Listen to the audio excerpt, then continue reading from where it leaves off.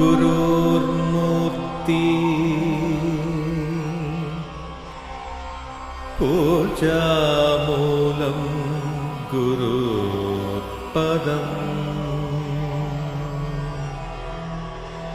मन्त्रमूलं गुरुर्वाक्यम्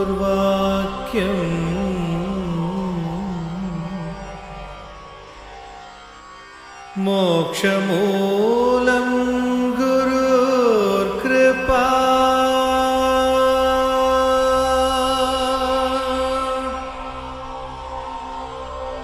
ॐ श्री गुरवे नमः।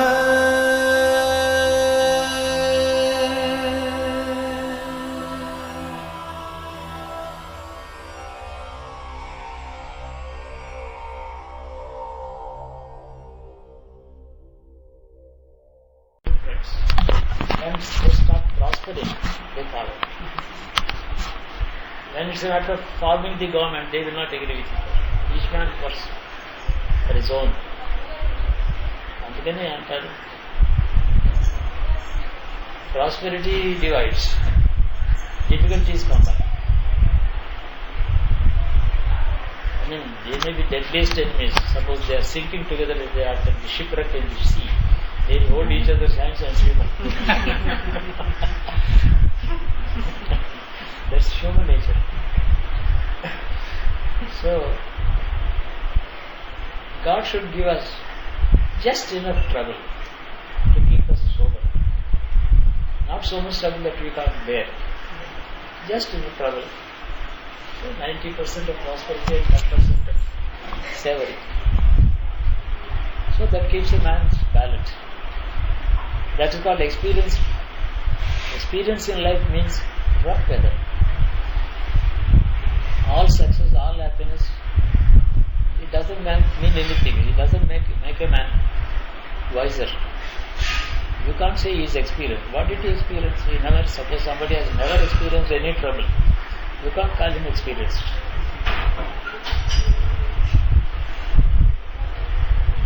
In fact, a man gets toughened, more seasoned, wiser, more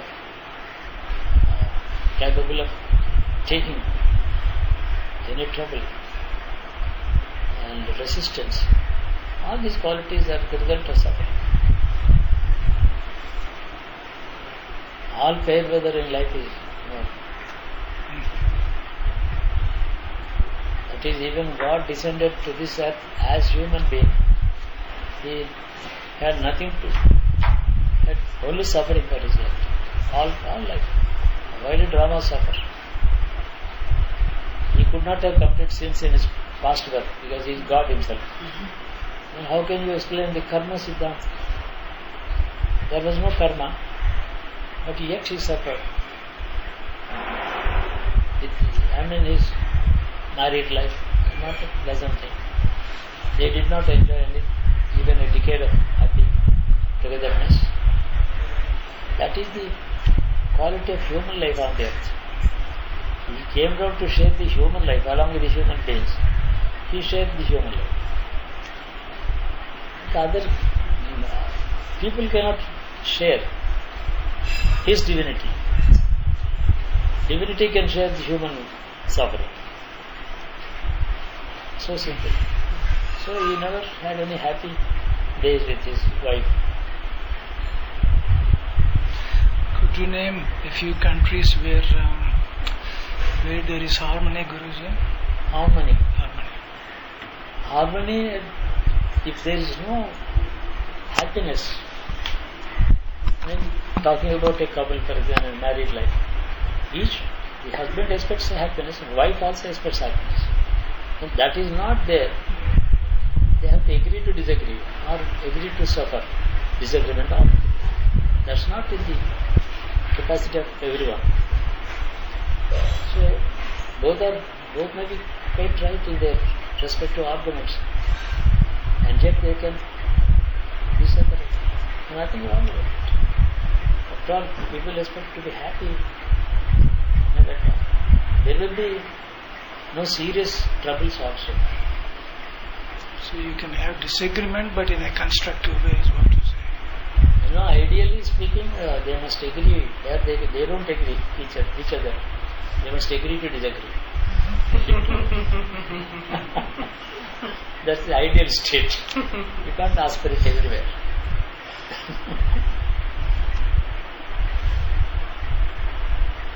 In Indian Hindu marriages, it's a different thing. People they got married when they're young.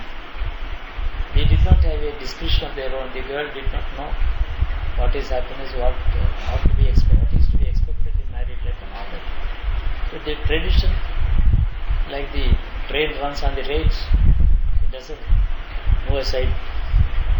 So they keep the track. Over the time,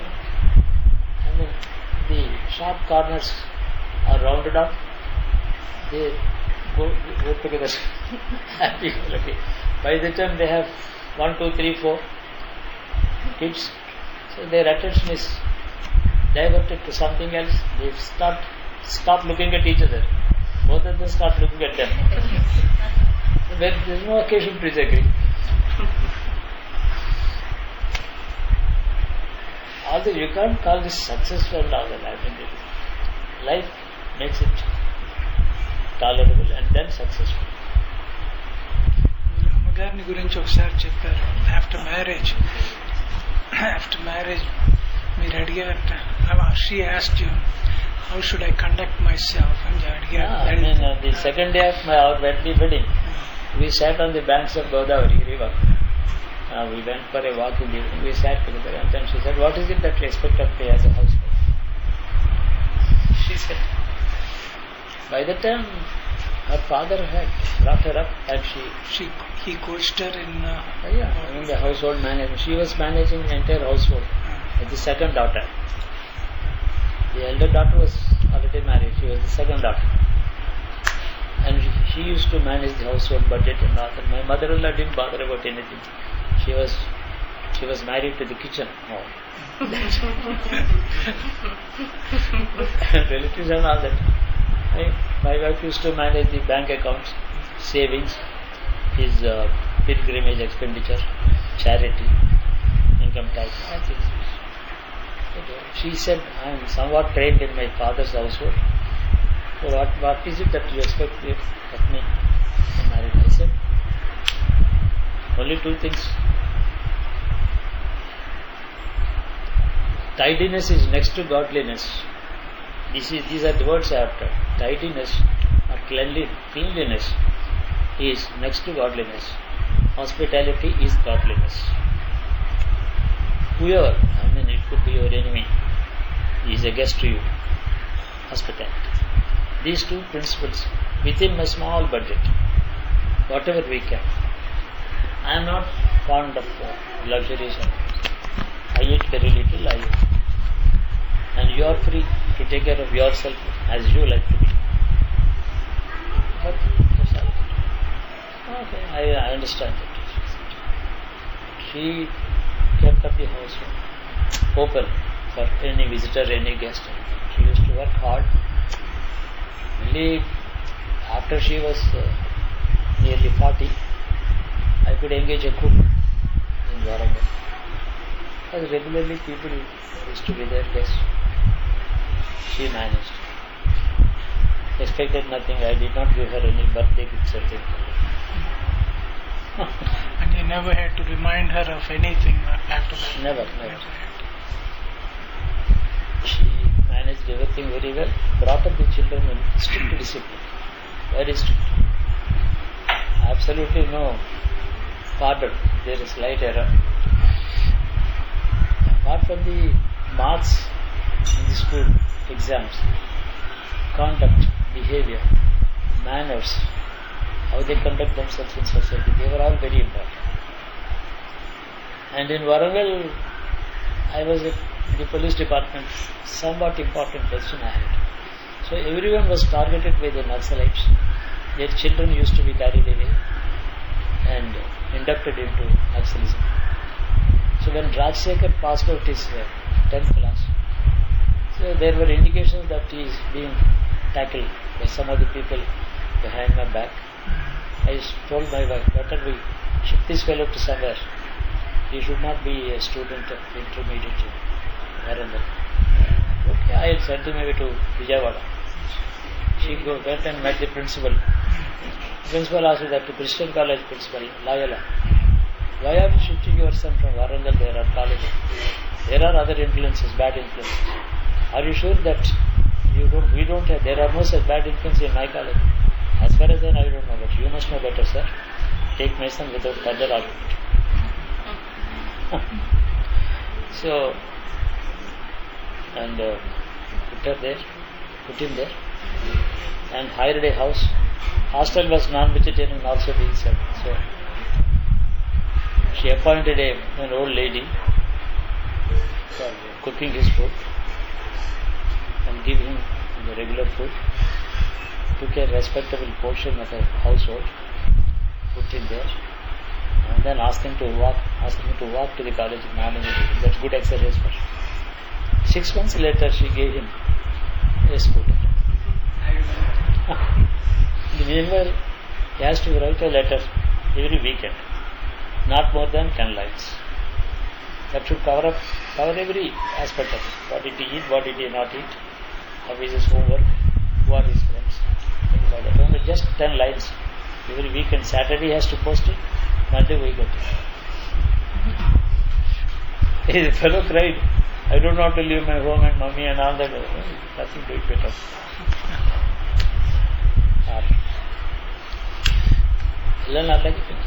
Took care of it. Guruji, off and on, you've been giving glimpses of yourself. And, 2 days ago,